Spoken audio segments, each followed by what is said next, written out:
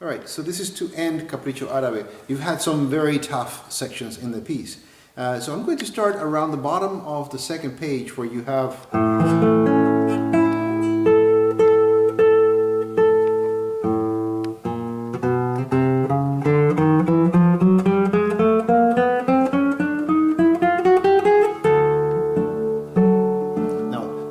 of landing on this. The chromatic scale is not a big deal. It's just make sure that you land I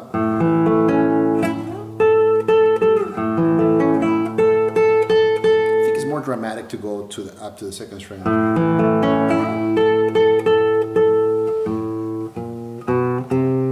Right, since you actually have an open A bass to start your scale,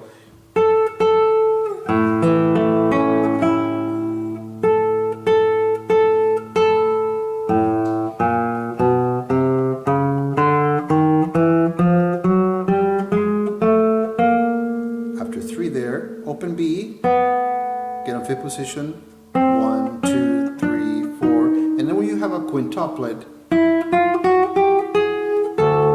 right, 1, 2, 3, 4, 5, 1. So this is on seventh position. That's your 10th fret for the A. Then chuck on the D and G strings. Then 3 grabs your F sharp on the 9th fret of the 5th string.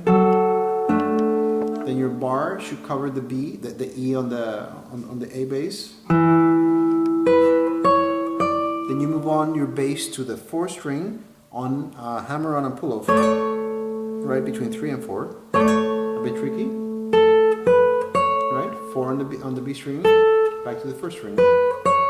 Then hammer on 1, 3, 1, right? 1 B in the bar. Then 4 on the B string, and you chuck the G string with it, right? So you get A and D. Again, back to the 9th fret on the 5th string. Staying on the 5th string, the E. Now, here it says to stay in the bar, but I actually suggest getting out of the bar for just a little bit. Open E. I mean, it's much needed rest of doing all of those bars, right? So you have, so you're coming out of the bar, second position, right? And then you're going to go back, kind of to 7th position. This is the 7th fret. What do I mean by 7th position? You're going to slide up, and it's going to set you up on 7th position, right? That's your A. Right, and let me make sure that I'm on my spot, yes. Then your accompaniment note is on the 4th string, that's an A. Then F sharp again, and this time that F sharp is paired up with the 3rd string. Right? Go back to the 2nd position. Right? This is a pivotal finger, literally, because you're going to pivot on it. You're going to slide up to the 3rd fret and land your bar, right? So you can grab the D string here for an E. Play the B open because it's nice to get that slide up, right? 2nd fret to 5th fret on the 2nd string, right? 4th string, and then the C sharp on the 5th string. A kind of retransition because it brings you back to the main theme that you have. You're kind of like 6th, 7th position. You are starting on 6th position, you slide 1 fret, and ergo you are in 7th position. 3 pulls to 1 on the 1st string, back to the 2nd string with 2, open E, and then you're repeating the same material.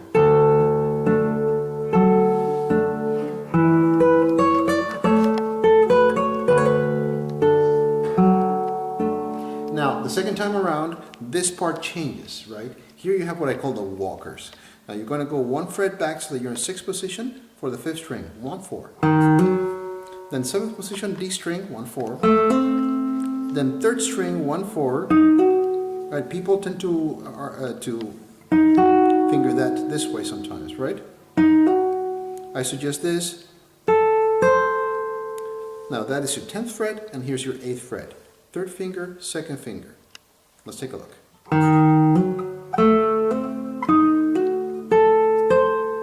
And then 1 is pretty much primed where it needs to be. Your pinky travels to the 9th fret here to just grab that C sharp, right? And you have your E bass. Let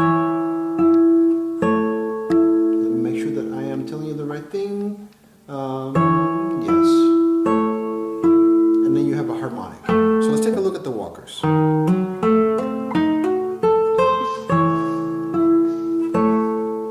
Right? It's a fairly easy fingering that you can, if you work it slow, you can speed it up, right? Then your harmonic, right? Or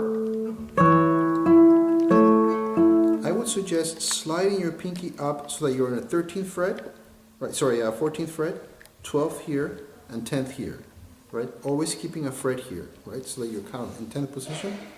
Withdraw your second finger, get the A bass here, right? And then you react right away from that. Then second string, 3, on the 12th fret. Then your G sharp is right here on the 3rd string. Then open E, 2, and repeat that 2 as you land on the downbeat with an A bass. Pull off to 1. Play that 1 one more time in the second string. And slide all the way to the 12th fret, 9th position. 4 pulls to 2, right? So you're going to be playing that twice.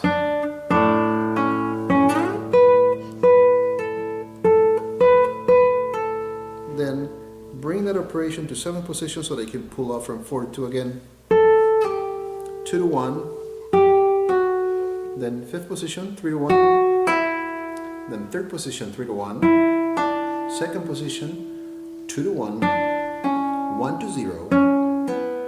Then set up 3, 2, and 1 on the 3rd string. Slide that up. 10th fret for the A, and you're repeating that same material at the beginning of the page.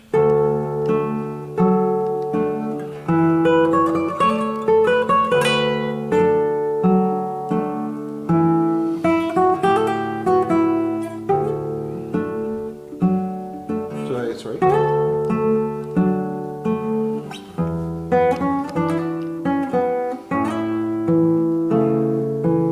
The transition or retransition again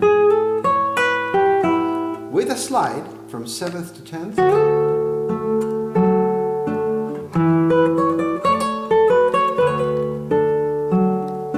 Now here's a bit of a change.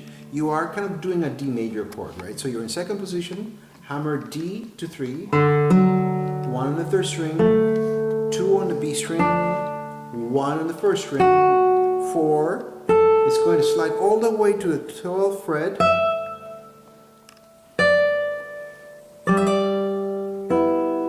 Then you have your G. Right? It's nicer to actually grab that D with 4 instead of 3. 2nd fret, open B, 2nd fret again for the 2nd string, C sharp, turns into D. Right? You slide all the way to the 10th fret for the A. You have a fermata there, you can hang out a little bit. Right? That's 9th fret, 4th string for the B, and 2nd finger on the 8th fret for the G. Right? It's nice, it doesn't say to hammer on, but I like the hammer on. It's kind of pretty there.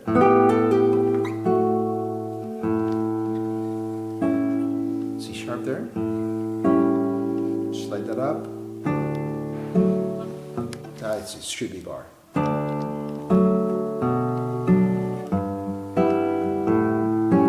And then that leads us to very familiar material.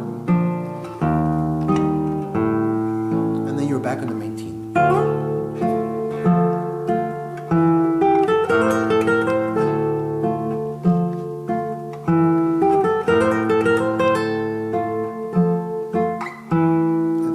That should actually give you all the material you need to finish the piece. Happy practice.